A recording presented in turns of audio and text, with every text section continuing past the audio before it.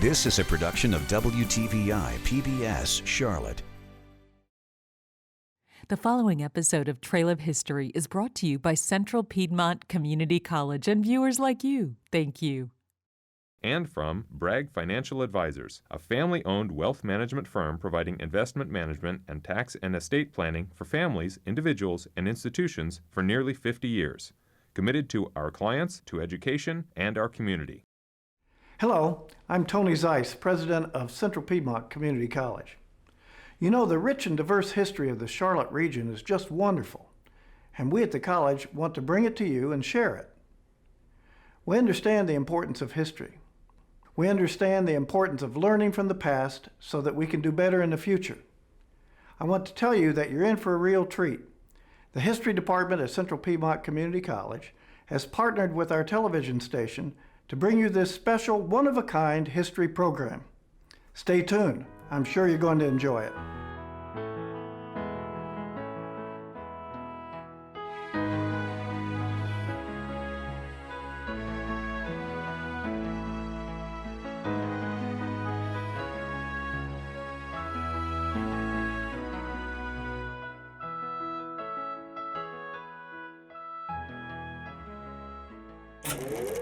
You are settled in your seat, popcorn in your lap. As the lights dim, the darkened theater provides a diversion from the everyday, and you share in the anticipation and excitement of the crowd for the film that is about to come on. Going to the movies has been an American tradition for over 100 years, in places like this, the Carolina Theater in Charlotte, and others in our area. The historic Gem Theater harkens back to the early days of moviegoing. The Kannapolis landmark's bright neon marquee shines bright over West 1st Street, and an attendant still sells tickets from the theater's original sidewalk ticket booth. Seniors will be $8, please. Brenda and Miles Decker have a standing date night. We go to the movies every Friday, and if the movie you want to see is playing here, this is where we'll come. For others, a trip to the Gem Theater brings back memories of their youth, memories James Smith tries to create for his children. Where I grew up in New Jersey, there was a theater very similar to this, and I always used to love going to it as a kid. My dad used to take me to sit up in the balcony. I loved it, and that's what I try to bring out with my kids as well. Steve Morris owns the Gem. Hear stories every day about people that, this is where my wife and I had our first date. This is where I proposed. This is where I brought my child for their first movie. A lot of people talk about, about the time that Roy Rogers had Trigger on the stage. The theater opened on December 31st, 1936, and it was virtually destroyed by a fire of unknown origin in 1942. Because we were in the midst of World War II, labor and materials were not available to rebuild the theater until after the war. So the theater reopened in 1948 and has remained open since that time. The Gem was actually built, owned and operated by Cannon Mills Company for the entertainment and benefit of their employees here in Kannapolis. It was one of 4 theaters owned by the company, 3 for white workers and 1 for African Americans. The Mill Company set the showtimes. During those early years, the movie schedules were designed to operate around the work schedule at the mill.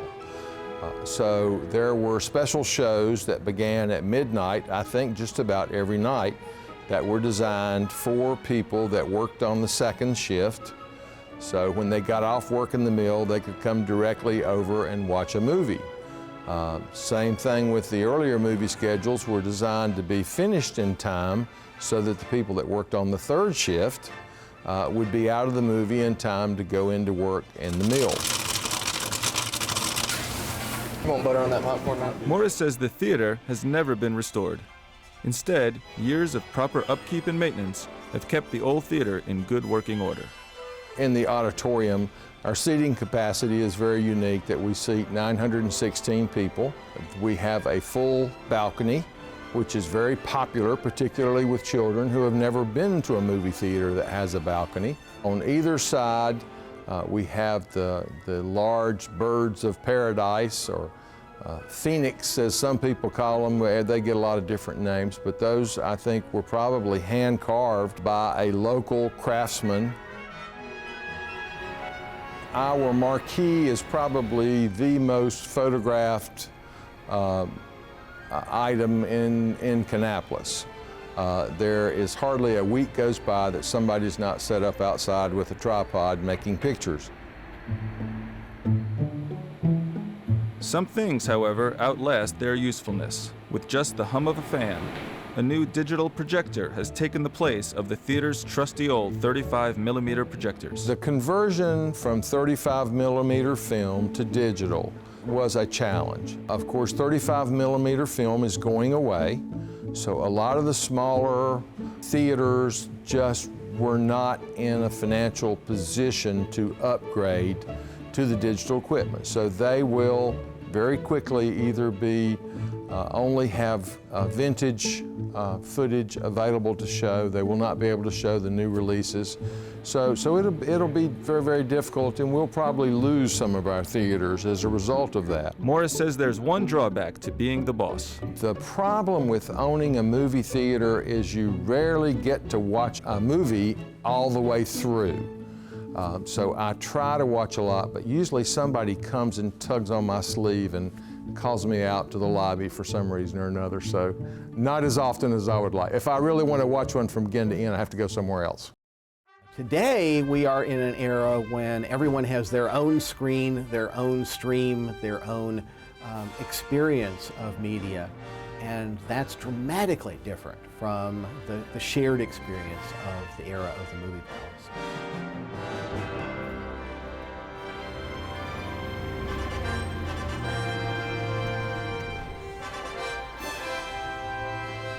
Amidst the bustle of uptown Charlotte, you might not notice the nondescript brick building adjacent to a small park at the corner of North Tryon and East 6th Street. Charlotte's last remaining grand movie palace, the Carolina Theater. The theater opened in March of 1927 and entertained the masses for half a century.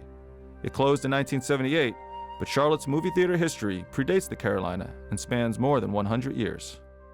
In the early 20th century, people without radio and television were attending whatever functions that they could that was to get them out of the house, away from their professions for entertainment. And movies had just started to be produced in any length in the very early 20th century. The very first movie theater that I found was in 1906, 1907, a guy named William Peters, Colonel William Peters. Must have been some kind of impresario. Rented a couple of spaces on Trade Street and put up a sheet on one end and started showing these newfangled motion pictures. By the 1920s, there are 3 or 4 major purpose-built movie theaters in the Center City, Carolina Theater being the most well-known one. The era of the movie palace was an era when entertainment was not just on the screen.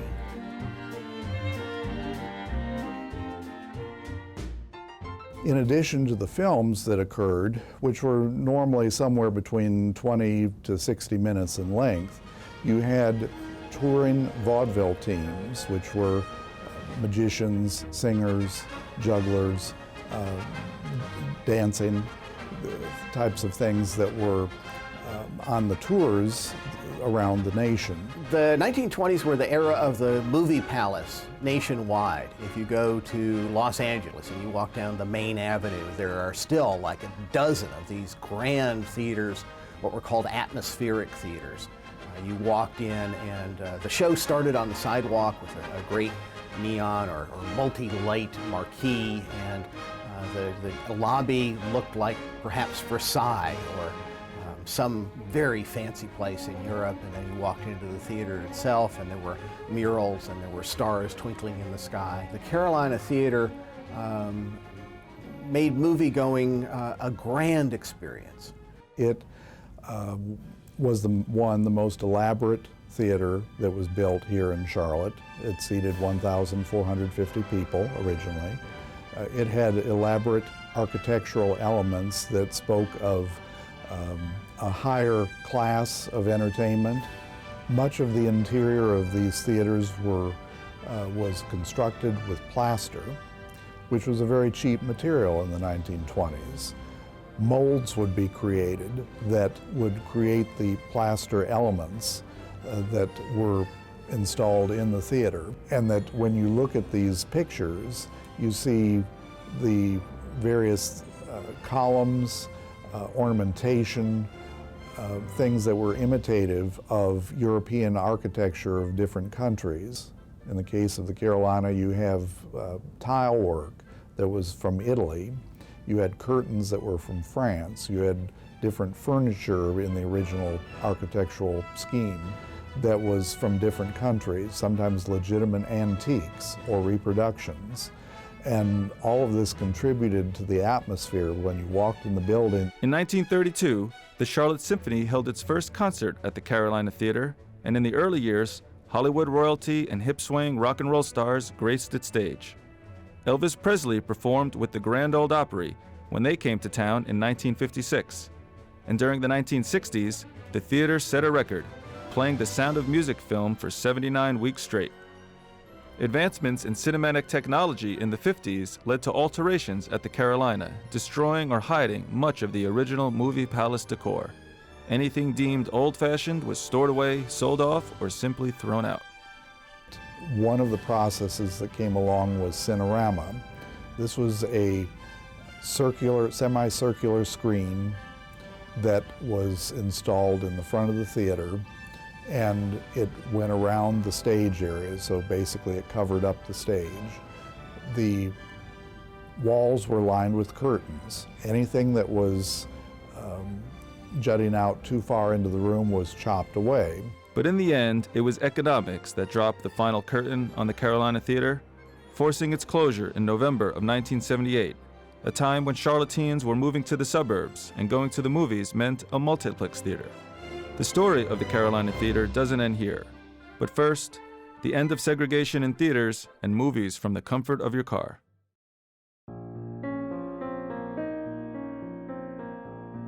Today we take watching a movie for granted. It's ingrained in our way of life. But going to the movies was different for African Americans for much of the 20th century. Beatrice Thompson recalls a personal experience from childhood. As a child going to Chester, South Carolina, my extended family, my mother's family, lived in Chester County. So you went to town on the weekends.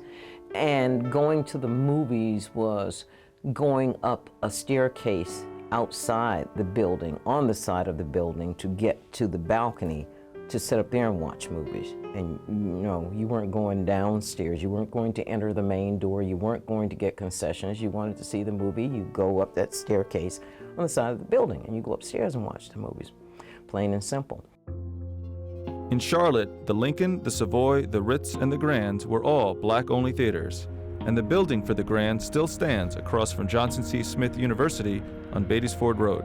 These old tickets from the Rogers Theater in Shelby illustrate the divide. In Charlotte, African Americans were not allowed into theaters like the Carolina Theater. Instead, they had to go to theaters in their neighborhood, which by itself was not a bad thing. Charlotte had at least 2 theaters in the Brooklyn neighborhood in the center city, one of which the Lincoln, which had considerable pride, as you can imagine, in its name. But those always showed second-run films. They showed films that were old news by the time they showed up on the screen. I would say because we had the theaters, it gave you a chance, just like for anyone else, it's an opportunity for escapism. But it depended on what movies you were getting. There were movies that were put out at the turn of the century with Michaud that were black-oriented movies all the way up through the 30s. When they had singing cowboys out west, there were also black cowboys who did the same thing. Those were the movies that were sent to black theaters all around America. That movement died out some, but then regained again in the 70s with the blaxploitation movies, more exploitation than it was about positive issues about black folks. But it did show people like in power, in charge of something. So the movies from the perspective of a black child watching them, yeah, it brought some things to it, but it wasn't the only recreational thing. And for us, I wouldn't say the main recreational thing. For us, going to the movies was a treat. By the early 1960s, the civil rights movement was in full swing, and the concept of separate but equal was finally on the way out. Racial segregation in theaters was a big issue. And in the 1960s, it was a flashpoint for the civil rights movement. We think about Rosa Parks and desegregating the buses. We think about the sit-in movement, desegregating the lunch counters, the small restaurants that were in dime stores downtown. In Charlotte, partly as a response to what was going on in Greensboro, the mayor, Stan Brookshire, got together the Chamber of Commerce. He was pushed into it by Reginald Hawkins, who was an African-American leader, very much demonstrating against this segregation. And in May of 1963, Stan Brookshire and the Chamber of Commerce arranged for the desegregation of upscale restaurants in Charlotte, but at the same time of the movie theaters and the drive-in theaters. And according to Hanchett, Charlotte's progressive steps to desegregate drew national attention and had a major impact on our nation's future. That whole package happened in Charlotte in early summer in 1963, and it caught the attention of people like the Kennedy family in Washington, who were poised but not sure to submit to Congress what became the 1964 Civil Rights Bill. And as a result of what they saw in Charlotte with desegregating the restaurants, desegregating the movie theaters, they went ahead and submitted that to Congress in June of 1963, and a year later it became the 1964 Civil Rights Act, desegregating public accommodations. Any place that is open to the public, restaurants, movie theaters, what have you. The law may have changed, but community feeling still had to evolve. While in elementary school, Beatrice Thompson saw The Sound of Music at the Carolina Theater, just 1 year after the 1964 Civil Rights Act. When I was at Isabella White Elementary School, which was located right about where the Observer's parking deck is now, and The Sound of Music came out. And we were all to dress very nicely, and we were all to hold hands, and we were going to go to the movie uptown. And the teachers wanted us all to be on our best behavior. You needed to be on your best behavior because you're representing everybody else. So be good children. Don't cut up, don't mess up. Be the best that you can be because everybody's watching you. And it may decide whether or not any more children get to come to see movies at this theater. So it was very much so. And I find it ironic that on so many different levels, as we dealt with integration and desegregation in America, it fell upon the backs of children. What's going on? Where y'all been? Oh, I know what y'all can see. I'm Dave Robertson. I'm with the BADIN Road Drive-In. Which way am I looking? All the way down to the front. I help out here. My wife tells me what to do. Dave Robertson and his wife Judy started buying old theaters as a way to stay busy in their retirement years. They now own a total of 4, 2 indoor and 2 drive-ins. I appreciate it. Thank you. Y'all enjoy. Try my food out. Yes, sir. It was built, I think, in 1948 is what I've been told, by the Fall family, and it was in their family until about 11 years ago, 12 years ago when we bought it. Moviegoers venture from all over for this unique entertainment experience. We have a lot of regulars that come here from Salisbury, Concord, Charlotte, Kannapolis. Dana Jenkins came from Charlotte. I moved from Atlanta to Charlotte, and Atlanta had a nice big drive-in, and I wanted to go to the drive-in, so I looked it up and found this one online. The drive-in offers something intangible in modern-day America. I've been coming for many years. It's just the outside experience, the kind of retro experience you get. It's much cheaper than the regular theater, and you also get 2 movies for the price of 1 at a theater. It's nostalgic. They're almost gone, and it's just it's a change of atmosphere. It's being amongst people and their families, and it's a family. You can bring the whole family and stuff to the theater here. You can just drive your vehicles. You can sit in the back of your trucks. Inventor Richard M. Hollingshead Jr. patented the drive-in in 1933, and the first one opened in Camden, New Jersey that same year. It was the beginning of an American icon. Drive-ins were basically a big part of the movie business. At one time, drive-ins were the major factor. You didn't have many indoors, and the indoors you had were single screens. Well, drive-ins went through a whole sequence of changes that again reflect the history of our culture. When they became popular in the 1950s was when seemed like every family had a car, and maybe the teenagers could get away in that car in the evening and go to the drive-in. But as many of the people who went to the drive-in were families, because they usually charged by the carload rather than by the individual person. You went to the drive-in, you put the microphone on your window, the speaker on your window, and you could go out to the refreshment stand and get popcorn or hot dogs or whatever. You could have a whole evening for your family in the privacy of your car. The 1950s and 60s were the heyday for the American drive-in. Over the years, however, many were forced to close up shop, citing economic factors such as the high cost of land. In recent times, the remaining drive-in theaters around the area faced a new economic challenge. Like their cousin, the indoor theater, the drive-in theater had to convert to digital projection, a costly investment for many. New projectors can cost upwards of $50,000 or more. Despite the high cost of going digital, Robertson says there's still life for the drive-in. I think drive-in is it's American. I mean, it's you know, it's a lot of them being built. People don't realize there's some being built in Texas, some being built in California. Well, when you go to an indoor theater and you pay $8 to $10 a ticket, and you come out here and see 2 good movies, and some people don't stay for the second movie, and they need to. I mean, they pay for it, and they may be full. It may be a good movie.